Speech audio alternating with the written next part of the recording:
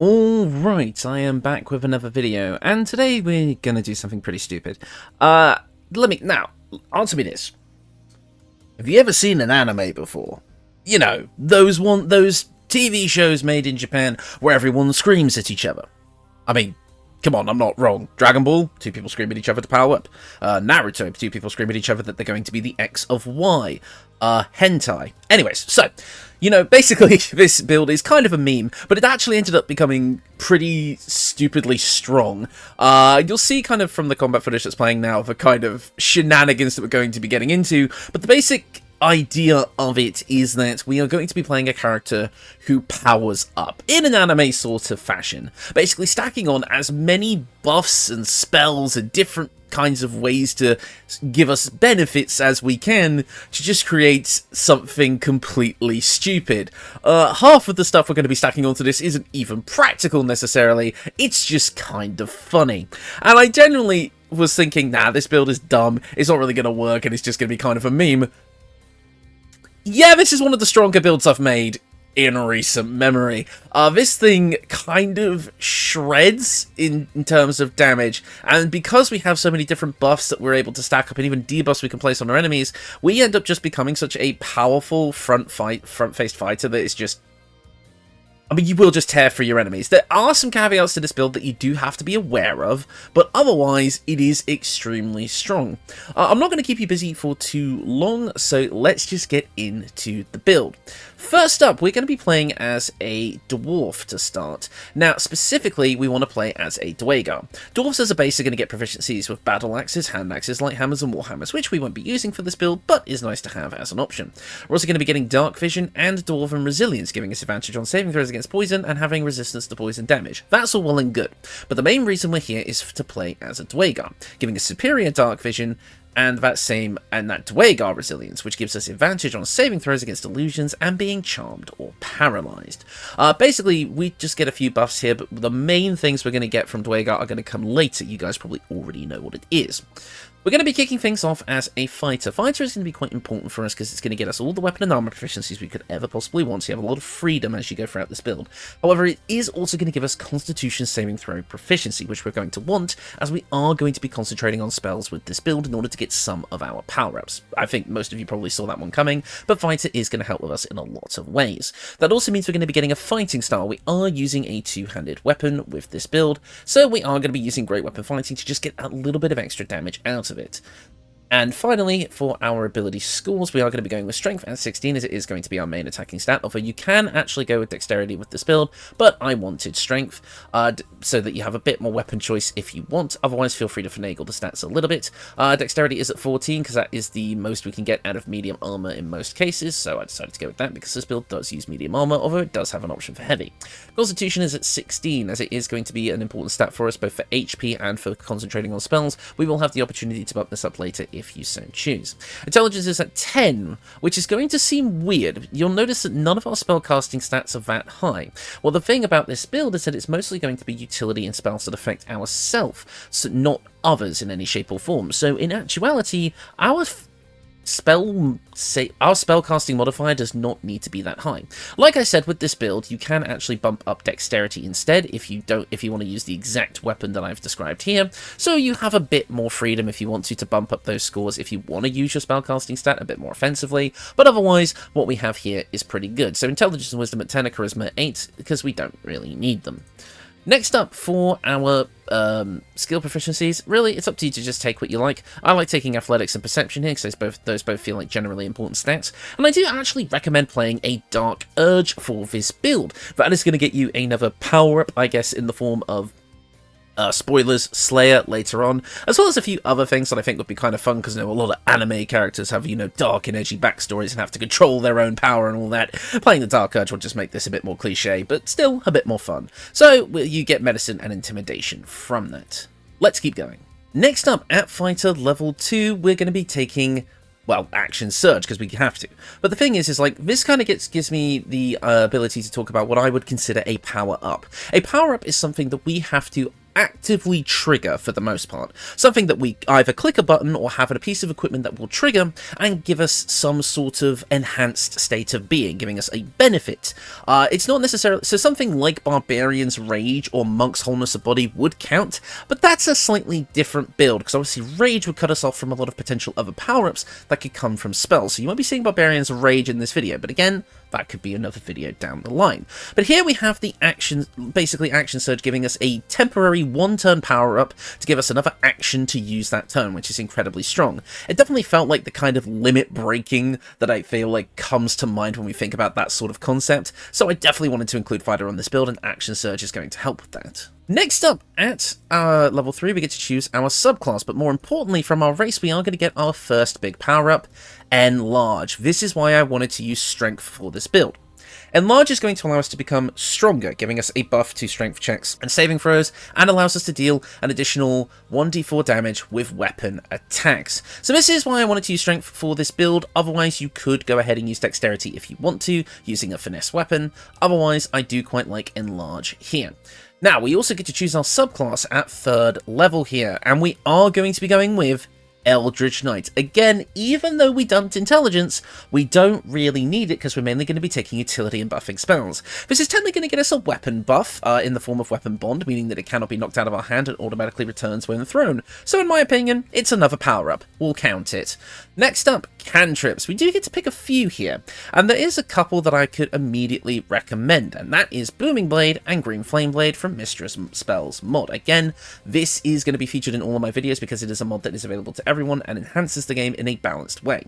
Now, you may be thinking, but don't you still need your intelligence modifier? No, this actually uses your weapon's attack roll modifier for the hit, so it's going to work with our strength or dexterity depending on what you use. Even though it says intelligence is our casting stat there, it doesn't actually matter. We're still making a weapon attack, and these are just going to help enhance our attacks as they go further up. So again, it's another power up in a weird sort of way. It's a temporary power up. Some of these will be a bit more permanent. Well, I say more permanent, they'll just last longer. Next up, we do get to choose some spells, and I'm going to be taking Shield and Absorb Elements, two reaction-based spells that are just going to help us out. Shield is going to allow us to buff up our Armour class temporarily whenever we would be hit by an attack as a reaction, and Absorb Elements will allow us to absorb an attack from an enemy and use it to power ourselves up and retaliate with an extra 1d6 of that element type on our next attack. So if you're being attacked by the elements, like fire, ice, lightning, all that sort of thing, you're going to use Absorb Elements to deal that damage back with a powerful strike. And then if you're being hit by other generic things, you're going to throw up a shield to give yourself more defense. Both of these spells are just going to make us a bit more tanky overall, and do kind of feel like a power-up in that sort of way. Next up, we do get to choose something from the expanded spell list, and I think just getting a pretty basic power-up here that is still going to be a power-up that technically counts, we're going to go with Long Strider. Long Strider is going to increase our movement speed by 3 meters. We don't need to use a spell slot to cast this as long as we are outside of combat, as it is a ritual spell, meaning that we're just going to gain even more movement speed, which as a dwarf is going to help us. Next up, at level 4, we do get to choose another spell from the Wizard spell list. Now, I wouldn't say there's anything here that really constitutes a power-up in a sense, so we can kind of take whatever we like here. I mean, obviously there's Mage Armour, but if you decide to go with Clothing, you can go with that. I would say that technically counts. There's also Protection from Evil and Good, which, yes, technically would count as a power-up, but it's a concentration-based spell that has little to no functionality in this game in most situations, so we're just going to leave that one here. You can also go for Catapult if you want to just improve your throwing ability. You could kind of flavour that as such. It's really entirely up to you, but something like regular Magic Missile or Jim's Magic Missile could both work here if you decide to, so really it's a pick-your-poison type thing. Next up, we do get to pick a feat. Now, for our ability score improvements, you do have a few options here. Obviously, if you're playing for Dexterity variant, bump up your Dexterity here. We're going to be bumping up Strength because we are playing the Strength variant, but later on you will, or even now if you're so inclined, you could bump up your Constitution to make those concentration saving throws a bit better. But we don't exactly have an amazingly powerful concentration spell yet, so feel free to kind of wait on that one, shall we say. Next up, at level 5, we're going to be getting extra attack, as well as the ability to cast invisibility pretty much permanently. This is a pretty decent power-up, but it's kind of going to exist exclusive to our other power-ups, because it's not really as combat-focused, maybe, but you will have the opportunities to use it in combat if you so desire, so it is there. And next up, at level 6, we are going to get an extra feat. At this point, you could choose to replace a spell like Protection from Evil and Good with something else from the Wizard spell list, since you do actually get access to the expanded version here. And I'm actually going to recommend, if you have the Mistress spell mod, to pick up Gift of Alacrity. It is a ritual spell, although it works a bit differently than other ritual spells. If you basically can give yourself a +2 bonus to your initiative, but if you cast it as a ritual, it will prevent you from taking actions. So, or reactions, sorry. Most of the time you're going to be casting this with a level 1 spell slot anyway, and having that +2 bonus to initiative is actually going to be really nice if you get caught off guard and aren't able to power up right away. This will guarantee that you're at least able to get some of your power-ups off, and then stack the rest of them as you kind of go through the rest of your turns. However, there are a few other options here. Featherfall and Enhanced Sleep both work well for this concept, as well as Expeditious Retreat, which I might pick up later, as it could have some synergy with some other equipment that we're going to have. However, we're going to also pick up a feat here, and to be honest, we're getting all these power-ups right, you know, but what's the point if they don't really increase our damage output? So we are going to be taking Great Weapon Master here, because we're going to have so many different ways to bolster our ability to use Great Weapon Master by negating the -5 attack roll penalty. We will be able to really get a lot of good use out of Great Weapon Master, and we'll turn this thing into an offensive juggernaut, so we're definitely going to want to pick this up here. We aren't going to be doing any more levels in Fighter. While something like War Magic would be nice, we don't really need it, and we do actually get a bit more out of this build if we multi-class here. So because our spellcasting kind of stat here doesn't really matter, since we're mostly focusing on utility-based spells, any full spellcaster is going to work here. So that's your Bard, Cleric, Sorcerer, or in our case, Wizard. I suppose Druid's there too. Wizard is going to give us quite a few things, namely, if you do decide to play the dexterity-based route and put a few more points into intelligence, you do have a shared spellcasting stat. But this also just does get us, sorry about that, the most spells prepared overall, and it does come with a subclass that I do particularly want, because it gives us a buff that I want for this build. So we're going to be going with Wizard from here out. Wizard is going to get us 3 cantrips off the back. If we're strictly speaking of these like self power-ups, then Blade Ward, Friends, and whatever else you desire, alright, will work pretty well here. Again, our offensive spells aren't going to work so well. We did take the 2 offensive cantrips that will work for this build already, so we can just take these utility self-buffing ones here. Next up, we do get to choose our spells, and obviously we have a lot of options, some of which we've already taken. So let's grab the utility. Enhanced Sleep, Featherfall, False Life also works really well here, because it can give us a power-up that's going to give us temporary HP, which is really, really nice. So add that as another proper power-up to this list. And then the rest of them, you kind of have a few choices. I would actually recommend picking up Expeditious Retreat, because we don't, again, have the really powerful concentration spell that I want to use for this build. An Expeditious Retreat giving us the ability to dash immediately, and then being able to dash as a bonus action, is, again, going to synergize with a piece of equipment that I'll be showing off as an option later. So you may want to grab that one. And then finally, if you do really want some reliable, solid range damage options for this build, let's grab the Magic Missile Duo. I mean, perhaps there are some other things here that could constitute a power up, but honestly, I do quite like just having some variety. Now, I know what you're thinking, but we can only prepare one of these spells because we dumped our intelligence, and that is true. So really, in this case, you are going to want to select a spell that is going to be the most useful. Let's be honest, these are only really needing to be prepared some of the time. So you can take False Life. As we take more wizard levels, you will be able to equip more spells, and by the time this build is said and done, you'll have a bit more utility to work with. But of course, there's always things like the Warped Headband of Intellect, or, like I said, just bumping up your intelligence if you want a few more prepared spell slots here. Trust me, it does make sense by the time we get to the end of this build. I know it seems weird, but you just gotta trust me. At Wizard level 2, we get to choose our subclass. Now, originally, I actually went with Divination here, because it is quite a powerful subclass, being able to make it so that you can re-roll attack rolls and saving throws near you, which overall is a very powerful ability. Any sort of dice manipulation is some of the strongest stuff in D&D. However, I then remembered Abjuration exists and realised it's just too perfect for this build. Basically, Abjuration is going to give us Arcane Ward, making it so we gain another power-up, a constant protective aura around us, but it's going to reduce the damage we take. For a frontline fighter, this is pretty good. So we definitely wanted to make use of this, and we definitely did take a lot of Abjuration spells. Heck, Shield, which we're going to be casting all the time, is one of them. So we absolutely want to pick this up to just reduce the damage we take and gain another power-up that we do have to actively trigger. Next up for our spells, again, we're still kind of stuck with our level 1 options here, so again, it's a pick your poison type deal, so just grab whatever suits your fancy. And you do get to prepare another spell at this point. I would say let's grab Expeditious Retreat. Wizard level 3 is going to give us access to level 2 spells, and this is where we can get even more power-ups. One of the ones I selected for my testing was Magic Weapon. At the end of the day, you might just want a little bit more oomph in your attacks, and Magic Weapon can help you with that. It works with upcasting as well, and we would be able to upcast it to the result of getting a +2 to attack and damage rolls, so overall it's decent.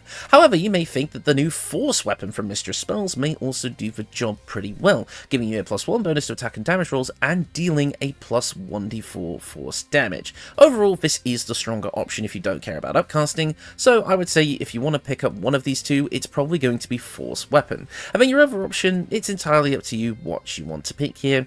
It really doesn't matter, we've got so much of the kind of power-up stuff already. There's not really much here that I would say constitutes a power-up. We already have Dark Vision, so we don't need that. Enlarge Reduce, we already have the Enlarge variant, so we don't really need that either. The one thing I did pick up, though, was Mirror Image. Mirror Image is another buff that we can add to ourselves that doesn't require concentration. It can just be kind of cast and forgot about until it stops working, and it creates 3 illusory duplicates of ourselves, and each duplicate increases the armor class by 3. Each time an attack misses us, one of those duplicates disappears. Again, it's another power-up, so that's 2 more power-ups to add to the table. In my testing, I did find Mirror Image to be the most useful in general combat, especially since especially when we got to higher levels. I did focus on concentrating on a level 3 spell more. You probably can already guess what it is, but you may find some use out of it if you want to take Force Weapon. Otherwise, Mirror Image being non-concentration really does help with this playstyle. Next up, at level 4, we do have access to another cantrip. I mean, True Strike technically counts. No, True Strike is placed on an enemy. Doesn't count. We use Mage Hand. Who cares? Right, next up we do get to pick some more level 2 spells. Again, we kind of have everything already, so just pick up something that looks interesting to you. Some other things I think could be interesting are Moonblade. Always gotta love the Moonblade spell. It's one of my favourite new ones. Kinetic Jaunt can give you an increase in your movement speed and no longer provoke opportunity attacks, but I mean, it does require concentration, so it's a bit iffy. Borrowed Knowledge could give you a proficiency in a skill. That's technically a power-up. We can take that. And I mean, Silvery Barbs exists. That's a pretty powerful reaction-based spell, but it's not really a power-up. I don't know, you're going to have to kind of maybe play loosely with the definition of power-up on this one. Enhance ability, though, thanks to the 1D&D spell list revisions, is here, so I would definitely count that. You do get to pick another spell here. Honestly, Enhance Ability has a lot of general use, so let's grab that one. We're also going to grab another Feat, and at this point, I would say you're definitely taking an ability score improvement, but again, it's in what? You can max out your strength here, or use the Potion of Everlasting Vigor. You can, if you're playing with Dexterity routes, you can probably max out your Dexterity at this point. If you are going to Dexterity route, but you want a little bit more intelligence, you can go for that. Or if you want to make sure that you can tank a few more hits, go with Constitution. I think, especially if you are going to use the Potion of Everlasting Vigor, Constitution is the best option here. If you want the Dexterity route, it probably absolutely is.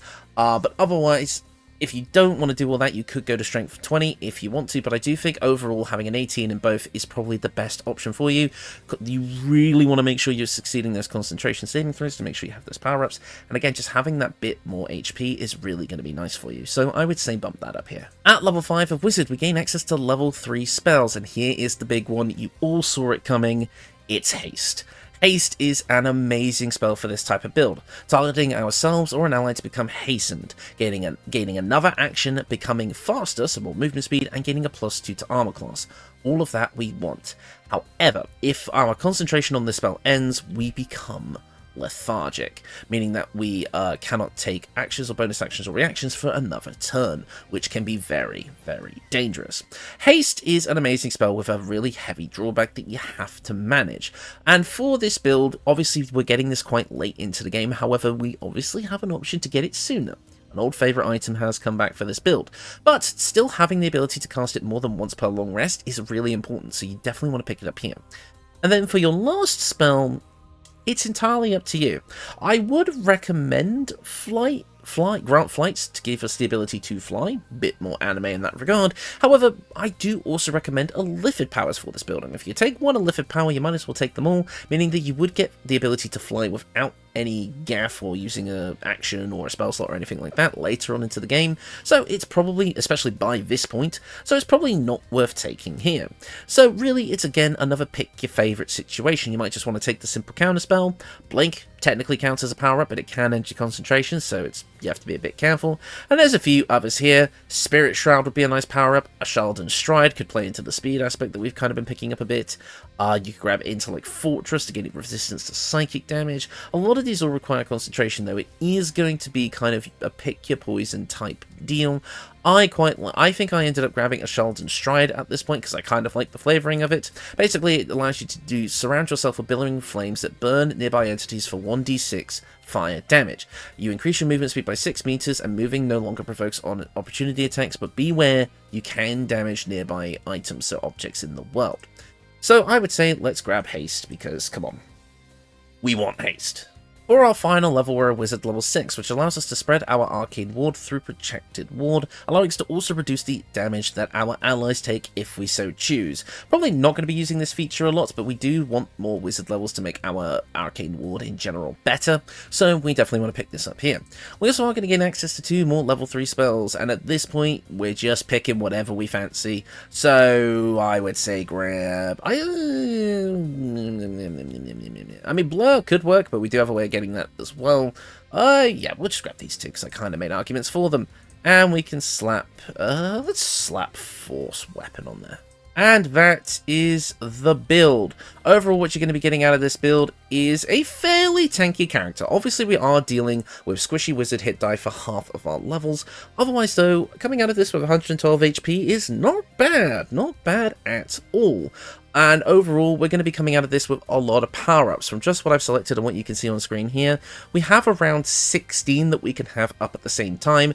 Technically, there's a bit more and stuff that I didn't really count here, but when in what I consider to be a power-up, we have a lot to work with here, and I mean a lot. Meaning that we are going to start powering up quite a lot. I mean, I'm saying the word a lot here, a lot. How on earth did I end up doing YouTube for over a year with this kind of commentary? Anyways, this is going to work out really, really nicely when it's all said and done. At the end of the day, you're still a powerful Great Weapon Master fighter with Action Surge and all the good ones, so you're going to be strong pretty much no matter what. But all the extra stuff we can add here is really going to turn things up a notch. So, let's get in to the equipment to just see how far we can really take this dumbass concept.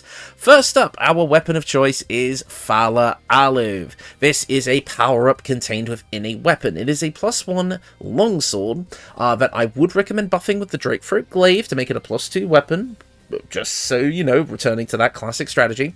But it is going to come with Fala Aluv Melody, allowing you to make the sword sing or shriek for 5 turns. Singing allows you and all allies within 6 meters of the range to have a 1d4 bonus to attack rolls and charisma, wisdom, and intelligence saving throws. That is obviously a power-up.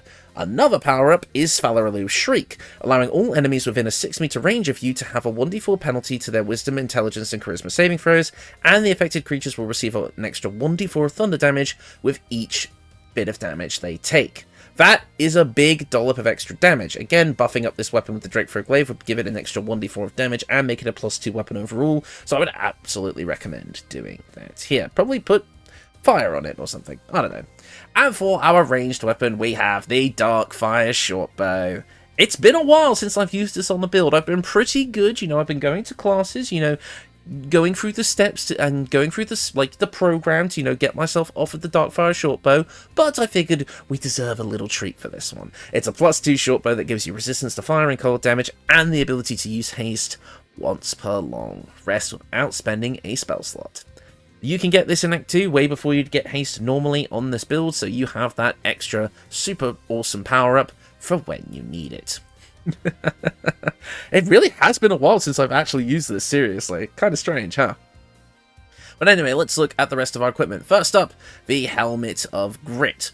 Whenever the wearer has 50% hit points or less, they have an additional bonus action. So, when we start to get into that second act of the fight where we're getting beaten down and our strength is starting to waver, we hit that second wind and get another power-up, allowing us to gain an additional bonus action.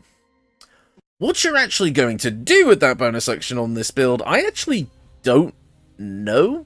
We don't have a feat for Rogue or anything, or like anything that like lets us dash as a bonus action or such like that. You're gonna have to get creative with this one, but otherwise the early game alternatives could be something like the Warped Headband of Intellect, which just give you a flat 17 int, which would allow you to have more wizard spells equipped. Honestly, you could just take that for the whole game and not really have to worry about it, or you could go for the Helmet of Arcane Acuity. Again, all these will be linked in the description, which every time you use a weapon attack will give you Arcane Acuity, which makes your spell save DC and spell attack rolls a bit better. So even with your low spellcasting stat, especially if you're on the dexterity route where you can put a bit more points into your spellcasting stat, I would probably recommend that one, because, you know, you could just get stacks up and then you could basically use your spells a bit more offensively. And obviously Valor Aloof can be used for the dexterity strategy because this is finesse. So there you go.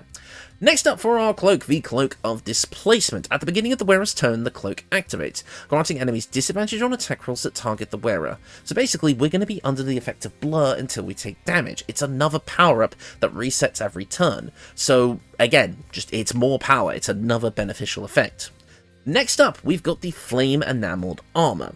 You get a +2 bonus to initiative rolls, which is great for us, because we are going to be able to, that's going to allow us to go earlier in the turn, so we can get more power-ups off at the start of combat. You also have resistance to fire damage and +2 bonus to saving throws. The saving throw bonus is nice, that's going to help with our concentration, though we are stacking fire resistance here, which doesn't really do anything. We also gain access to another power-up, Fire Shield Warm. Scorching flames shed light in a 3-meter radius. You take only half the damage of all cold damage, so we get resistance to cold, which we already have, and you also deal 2d6 fire damage to anyone who hits you with a melee attack. This gives you a literal anime fire aura. It's cool. But for an early game option, you can grab the Barkskin Armour, which is going to give you a 16 AC by putting you under Barkskin, because, you know, Barkskin is technically a power-up. You're going to have advantage on Constitution saving throw checks, which means you're going to be having advantage on Concentration saving throw checks, which means keeping things up like Haste is going to be a bit easier. But an alternative endgame armour could also be the Emblazoned Plate of the Marshal. It comes with a bit more base AC, is considered heavy armour, and instead of giving you that bonus to initiative rolls, you reduce all incoming damage by 2. Otherwise, everything else is the same, except the fire shield that you get can be warm or cold. You get to choose. So that might give you a bit more leeway if you want, but if you're playing a more heroic type character, you probably don't want to kill the Archduke to get this. So I would say this is an option for an evil character if you're playing an evil Dark Urge, otherwise the Flame Enameled Armour will do everything we want just as well. Next up, the gloves that inspired this build in the first place. The Gloves of the Automaton, giving you a +1 bonus to strength saving throws and a unique ability called Circuitry Interface. You become considered a construct, and your weapon attack rolls have advantage and you gain resistance to lightning damage as a bonus action once per short rest. This is the most power-uppy power-up of all power-ups in this game. It is just straight up like, you press a button, and boom, you're in an enhanced state of being. The resistance to lightning damage almost makes me think of, like, the lightning aura that comes from, like, Super Saiyan 2 in Dragon Ball. So, I don't know, this one's kind of fun, but advantage on all attack rolls is amazing for great weapon masters, so we gain access to that immediately. And again, it's another power-up, and it also gives us our 4th resistance. And being considered a construct is more useful than you might think. Things like Hold Person no longer work on you. In fact, a bunch of spells that only target humanoids now have no effect. So overall, it's a pretty interesting status to have. So the Gloves of the Automaton are going to work for us great. They're going to come up in Act 2. You do need to be a good guy to get them, because you need to save Barker's route in Act 1, but once you do and meet him again in Act 2, you can buy these off of him. So if you're playing an Evil Dark Urge, you gotta do one good thing. It's gonna suck, it's gonna hurt your very soul, but you gotta do it, man. Sometimes you gotta do a little bit of good to be a very evil later. You know, penny for a pound type deal. Next up, you have 2 options for your boots, and they're both early game. The first one is the Boots of Striding. Whenever you cast a spell that requires concentration, you gain momentum, so another power-up to boost your speed. However, while you are concentrating, you cannot be knocked prone or moved against your will. That is a pretty nice buff to have. Being knocked prone instantly ends concentration, so with these boots, you're going to be able to keep up your concentration a lot easier against things like Steel Watchers, so that could be pretty useful. However, another option is the Line Breaker boots. Now, of course, this requires dashing, and if you know about these boots, you know that they're kind of bugged in a way that may or may not be intended by the developers at this point, because we're 7 patches in and they still haven't fixed it. Basically, what it's supposed to do is once per turn, whenever you dash, you gain Wrath for 2 turns. Wrath can stack up to 7 times, and for each turn remaining, you have a +1 bonus to damage with melee weapons. So with Great Weapon Master, that could be a total of +17. However, you need to dash to get this buff. Dashing normally comes in the form of Thief Rogue's bonus action, double dash with the 2 bonus actions, to gain an instant 6 stacks, because the glitch with these boots is that they're not limited to once per turn, and it's actually 3 turns, 3 stacks, not 2. So obviously you just dash twice as a Thief Rogue, and all of a sudden you have a +6 bonus on your first turn. It's pretty busted, and obviously in our case consists of an anime type power up, but of course we can't dash with a bonus action. Unless we use Expeditious Retreat, baby. That's right, we're going to use Expeditious Retreat to start, dash a bunch of times with Expeditious Retreat once, and then as our bonus action to power up, and then cast Haste afterwards, and just go absolutely crazy with our attacks. That's right, I made Expeditious Retreat useful. Please clap. It's a fun interaction that I wanted to include on this build, but don't feel like you have to use it if you don't want to. Next up, Brood Mother's Revenge, a weapon power-up. Whenever the wearer is healed, their weapon becomes coated in magic and deals an additional 1d6 poison damage. I mean, it's more power, might as well use it. It also allows us to get a lot of use out of the Ring of Regeneration, giving us an extra 1d4 hit points of healing every turn. Essentially meaning that every turn we're healing, which has a few fun effects. Number 1, obviously, it triggers the Brood Mother's Revenge. Second of all, if you're downed in combat, you just get back up again as long as you're not instantly killed. So, again, very anime. We just keep getting up despite the fact that we get knocked down over and over again. This also synergizes with the Whispering Province, our final power-up of the build. Well, that's a lie, actually. We'll get to that in a minute. Whenever you heal a creature, you gain a +1d4 bonus to attack rolls and saving throws. So, bless every time you heal a creature, including yourself. So this means that we're going to constantly have a 1d4 bonus to attack rolls, helps for Great Weapon Master, and a 1d4 bonus to saving throws, helps for concentration.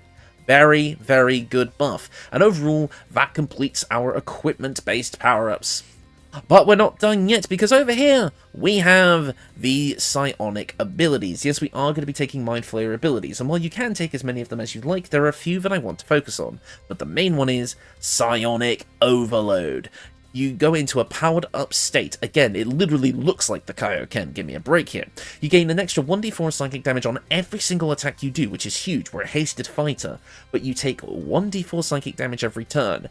This is why we want these good concentration checks, because that 1d4 can break our concentration, so we do need to be a bit careful about it. Otherwise, this is an amazing ability. Again, a hasted fighter with even a +1 to all of their attacks can still add up quite a lot. 1d4 can add up even more, and again, we have so many different ways of adding damage to our attacks. Think about it, 1d4 Psychic, 1d6 Poison, potentially another 1d4 on this weapon from the Shriek, plus the Drakeford Glaive buff, plus everything else you see here. Like, it can go pretty crazy. The 1d4 even on the Enlarge can come up. If you're not using haste, even the force damage buff can come in there. Like, there's so many different things you can do with this. I just think it's worth having this here, Psionic Overload. And again, any of the Illithid Powers will work, especially Flight if you go half Illithid later, but there's also some passive abilities, like Displace, Favourable Beginnings, Luck of the Far Realms, and Call the Weak, which I recommend in general. Otherwise, yeah, I don't think there's anything else to talk about power-up-wise, except for the fact that I would absolutely make sure you get the Awakened passive from the Githyanki Crash in Act 1 to make it so that you can use Psionic Overload and other powers as a bonus action, because, you know, that does kind of make sense, especially with the Helmet of Grip thing, giving you that extra bonus action. There you go, it's for your psionic powers, like Mind Blast and all that sort of thing. So yeah, you're going to feel pretty powerful with this character. And now that we're at the end of the video, yeah, this was all kind of just one big meme, I'm not going to lie, but once the idea was in my head, I was just like, I kind of have to do it. And I'll be honest, yes, it's a powerful build. Yes, it's extremely funny. I just find the idea of just before you get into combat going, like, from that one scene, I think it's from Overlord, I think it's the anime, you know, with the skeleton lich dude who got isekai'd or something, and he's just going, power up 1, power up 2, power up 3, power up 4, and he's just naming every single one, and, like, it's just so funny, because it's like what MMO players do, and then, yeah, basically you're doing MMO shenanigans here by just activating every single one of your buffs at once, and just going in and kind of rotating them as they go, and it's just so fun, and again, this build shreds. Like, even in my testing where I actually didn't use the Linebreaker boots, which would have given me more power, like, I mean, this build absolutely destroyed my usual testing encounters. I mean, you're playing as a fighter for the first 6 levels, and the first 6 levels of fighter, in my opinion, are the most powerful levels of fighter for that kind of level of play, especially in this game.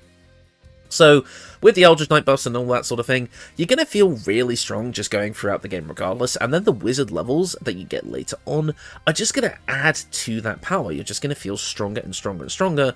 And I mean, yes, obviously in an ideal world, every time you level up in D&D and Baldur's Gate 3, you want to feel more powerful, but with this, you really do feel it, because there's something about, you know, like, as compared to just passive buffs that make you stronger just existing in the background, they're fine, they're nice, but when you click button and see number go up, that's what I like to see. That tickles the brain a little bit, and again, Action Surge just can take this build into the stratosphere. A hasted Action Surge turn is probably killing everything in your path if you've got these buffs up. Again, you can just have so much fun with this.